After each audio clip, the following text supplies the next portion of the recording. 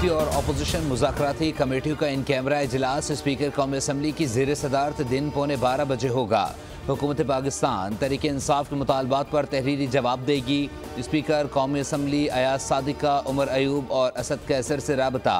आज के मुज़ाकराती इजलास में शिरकत की दावत। कहा तमाम मसाइल का हल मुज़ाकरात से ही मुमकिन है।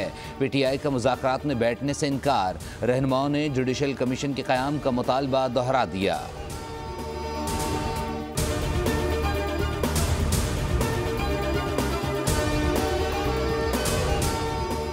वज़ीर-ए-आज़म शहबाज शरीफ ने वफाकी काबीना का इजलास आज तलब कर लिया। काबीना मुल्क की मजमूई सियासी मौशी सूरत हाल का जायजा लेगी। इजलास का 13 निकाती एजेंडा जारी।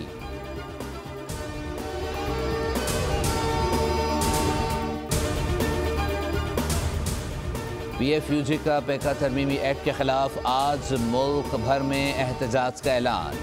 सदर PFUJ अफजल भट्ट ने पैका एक्ट ड्रैकोनियन कानून करार देते हुए कहा, मुल्क भर के तमाम छोटे बड़े प्रेस क्लब्स के बाहर सहाफ़ी सपहर 3 बजे एहतजाजी मुजाहरा करेंगे।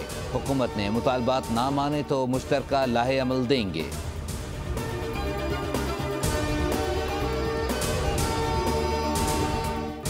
ज़िला खुरम के लिए 120 गाड़ियों पर मुश्तमिल अशिया ज़रूरिया का टल से आने वाला काफ़िला पहुँच गया। काफ़िले में ग़िज़ाई अशिया, सब्जियों और अद्वियात शामिल।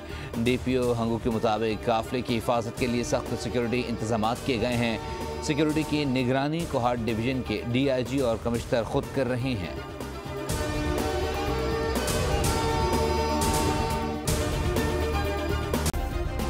सब्सक्राइब करें और बेल दबाएं ताकि कोई खबर रह न जाए।